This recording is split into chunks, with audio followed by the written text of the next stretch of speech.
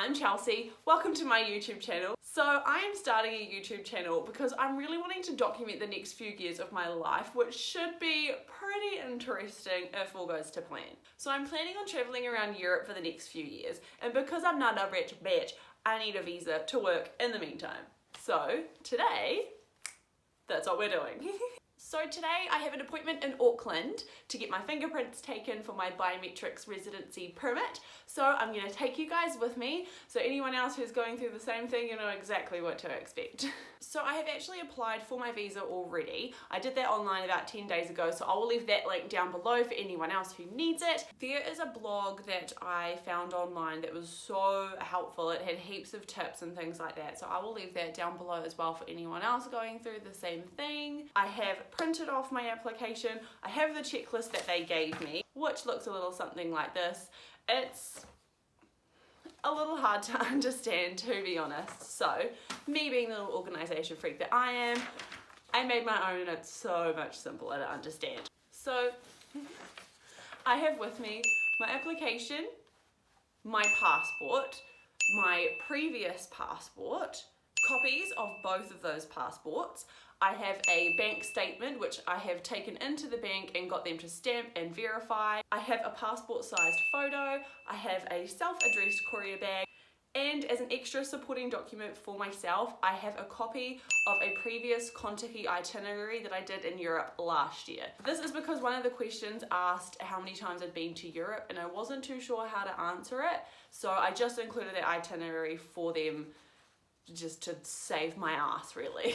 And me being me, I've taken copies of it all as well, just to be safe. So all of that is in the courier bag, ready to rock. I haven't closed it yet because they've said that I need to sign it at the appointment. I don't know if they're gonna sign anything or add anything to it, but once I know, I'll let you guys know too.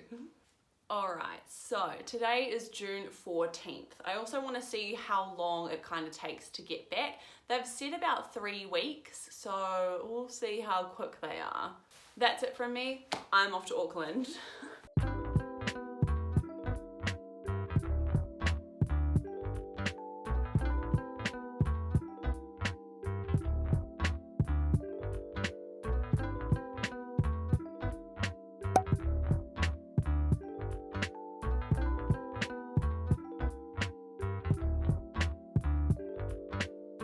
A few moments later. Alright guys, so I finished my biometrics appointment here with Immigration New Zealand. It was so easy. It literally took 5 minutes.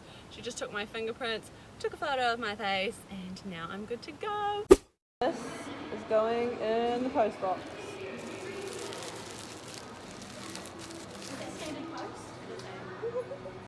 Hi guys, so it is July the 6th today, 16 days after I applied for my visa, and we're at the post office. It's 7:30 at night time. I've been away all day and I got the notification this morning to say that my passport has arrived. It may or may not have my visa in it, so we're gonna go see if I've been accepted or not. I'm so nervous, oh my god.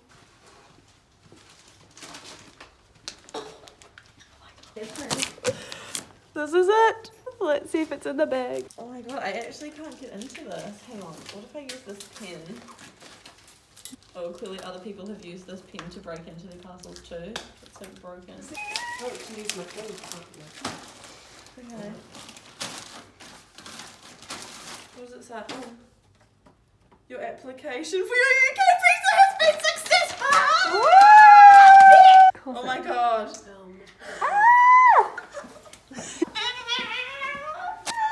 Oh my god, yes. Holy shit, my legs feel like jelly. Oh my gosh. I need to send this to Josh.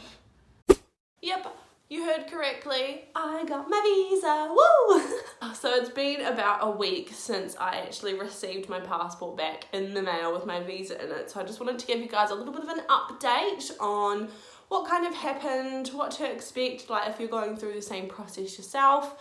So the first thing that I wanted to say, I don't know why I was expecting this. Like, I can't remember if I heard it somewhere or read it somewhere or something. I actually can't remember.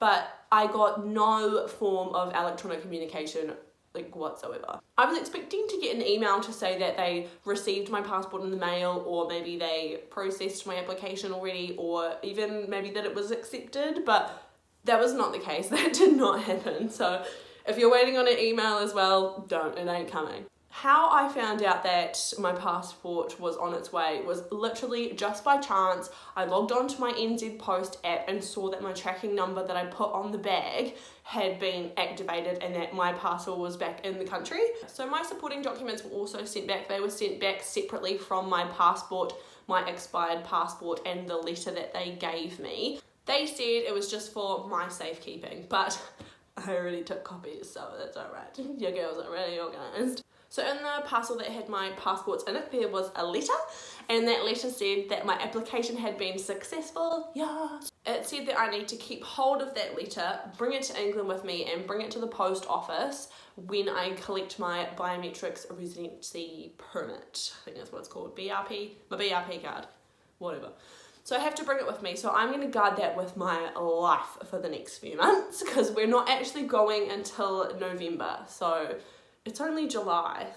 I just wanted to talk to you guys as well about the application process and a few things that I ran into that confused me a little bit, or maybe I was overthinking it, highly likely. So I just wanted to run through some things with you guys about my experience. Just like a disclaimer, this is only my experience. It could be different case by case, I don't know, but this is what happened for me anyway. One of the questions that I kind of struggled with, I spent a good 2 days like worrying about this question.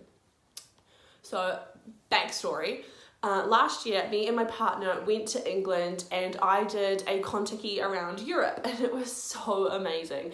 We went to something like 9 countries in 18 days. It was the best way to see Europe. If you've never been and you don't know where you want to go, it was just incredible. So one of the questions on the application was, how many times have you been to the European Economic Area? And my first thought was, well, once. I went in, travelled around, but I didn't like come and go within the 18 days. So I was kind of thinking, oh yeah, once. So I put once, and then it said, what country did you go to? And I was like, heaps. So I literally sat on this question for 2 days thinking, do I put that I've been 9 times or do I put that I've been once? Because in my passport I've only got one stamp, which is when I entered Barcelona, but then I've got another stamp from when I left Calais, so I don't know. So in the end I ended up putting that I had been once, one time. In the notes section, there's a huge notes section, you can just go for your life writing notes in there. So I put down that I have actually been on a Contiki around Europe before. These are the countries that I went. This was when it was. Blah, blah, blah. And then I also emailed Contiki and got them to send me my itinerary. So I printed that off and included that along with the email that I sent to Contiki with my application, and just included it as supporting documents. And of course I passed, so it worked. Go me. Another problem that I thought I might run into, and this was totally my fault, like when I noticed it I was like, wow, you're actual dick, Chelsea. So I used to live with my dad, and a couple years ago I moved in with my mum, and I never bothered to change my address on a lot of my things because one, I couldn't be bothered, and two, it was still going to my dad's house, like I go there all the time anyway. So my bank statement had a different address to the address that I'd put on my application, and I was thinking, oh my god, are they gonna think that I'm like lying about something? But that didn't seem to cause any problems either, so another point for me. So the last thing that, it wasn't really a problem, but it just kind of made me a little bit confused, was the photo that you were supposed to supply. I took my own photo, photoshopped the background out, took it to the passport place and got it printed. But then at my appointment with immigration, they took another photo of me, and that's the one that they used for my visa anyway. So I'm not too sure if I had to supply my own photo, but I did just to be safe anyway. Doesn't look like they've used it. They've used the really horrible one that they took at my appointment. Yay me. If I had any other questions like about the visa, they did have a line that you could call, but I didn't bother doing that because most of the answers you can find online anyway. I mentioned earlier a blog that was really helpful. I will link it down below. And another resource that I found really helpful was the Kiwis In London website. They also have a Facebook page and a chat group as well. And it's full of people who are applying for visas as well, who are already there, who know what they're doing, and it's current. It's people talking all the time. I'm not even going to London, I'm actually going to Leeds, but I joined the page anyway and it was so helpful. So if you are from New Zealand and you're going to England, regardless of where you're going, I would join the page anyway because it is so helpful and full of like-minded people as well. So it's definitely a good thing to do. I will link that down below as well. So now that the visa is ticked off the to-do list, the next thing to do is buy plane tickets, which I will be doing this week, and then I'll see you guys at the airport. What a lovely morning. I cannot believe I'm saying this, but holy damn, day is here. Today, I'm moving from New Zealand to the UK, and I'm so not ready. Holy shit. So this is the situation at the moment. I can't get it closed. Oh my god, I hope these seams hold. There's so much shit in that bag.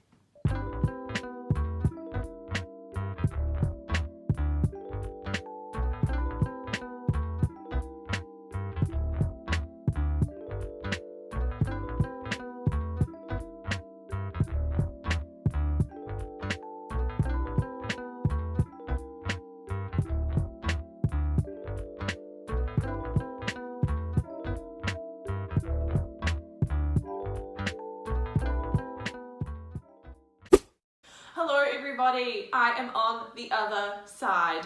I have made it to England. So we were flying with Qatar Airways and our luggage limit was 30 kilos. My bag was 30.3. I started freaking out when I saw that come up on the scale, but the guy who checked us in wasn't even bothered. I just had a big heavy sticker stuck to my bag. It's so typical. Big shout out to my dad and my two sisters for dropping us off at the airport. I couldn't have done it without you guys. It was so nice to be able to say goodbye. So now we are here. We've been here for about 2 months and I just wanted to give you guys a final update on what to expect when you do get to England. So the all-important letter that I was guarding with my life made it over with me. In that letter it said I had to wait till December 4th until I could actually collect my BRP card from the post office. So that was about 7 days after we arrived. After a week we went to the post office with that letter and my passport, got my BRP card. It was so simple. And now that I finally had my BRP card, it meant I could start doing all the other stuff on the checklist that I had to, you know, check off. So that day when we got home, I rang the Department of Work and Pensions and requested an application form for my national insurance number. Again, that was pretty easy. It did say on the website that sometimes your national insurance number has already been given to you and it's on the back of your BRP card, but that wasn't the case for me and I don't think it's the case for any Tier 5 working visas. So another 7 days later, I got that letter in the mail with the application form. So I filled that out and you had to supply black and white copies of your passport, the photo page, the veneer visa in your passport that you used to get into the country, both sides of your BRP card, and the entry stamp that you got when you entered the country. So I used the e-gates at the airport when we arrived, so I didn't get a stamp, but I just wrote on one of the photocopies, used e-gates, didn't get a stamp, I signed it, I dated it, and sent it away. So from the day that I rang the Department of Work and Pensions to request my application form to the day where I actually got my national insurance number took exactly 6 weeks. We did arrive in England over Christmas time, so I'm not sure if that's the standard amount of time. In hindsight, it probably would have been a better idea to arrive at a different time of year and not have to deal with government departments at Christmas time. Applying for your national insurance number was so straightforward. It's actually been easier for me to get my national insurance number than it was for my partner, who is English, to get his. That makes no sense to either of us. So my journey is over. Well, no.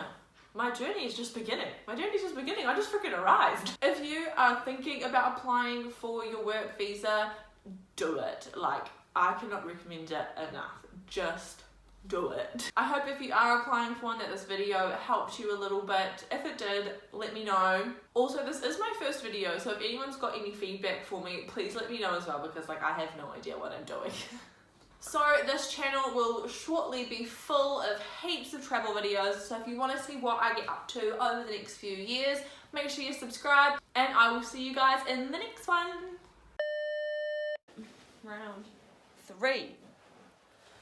3 for good luck, 3rd time lucky. I'm planning on traveling around Europe for the next few. So I'm planning on traveling around Europe for the next. Fuck, I keep fucking up. Oh my god, I wasn't looking at the camera the whole time, I was looking at myself. For fuck's sakes, that's hard to get used to. Okay, cool. Okay, we'll do it again. Fuck's sakes, now I have to remember everything I just said. Shush. Can you not turn those pages, please? It's too noisy. I was expecting to get like an email to say that they either received my application or they have processed. Fuck's sakes. Oh shit. Now I've lost my train of thought. Go figure. Go figure. Why? You're allowed to apply 6 months earlier. But that didn't seem to have an issue either. So I thought that I had my actual passport photo somewhere, but I didn't. I couldn't find them anywhere, which was... Are you fucking kidding me? I'm gonna murder you after this. Should I get that on video? And then I'll become internet famous. Let's just get rid of that double chin. I have made it to the visa. So that day when we got home, I rang the Department of what's it called? Work and Pensions. Where's my notes?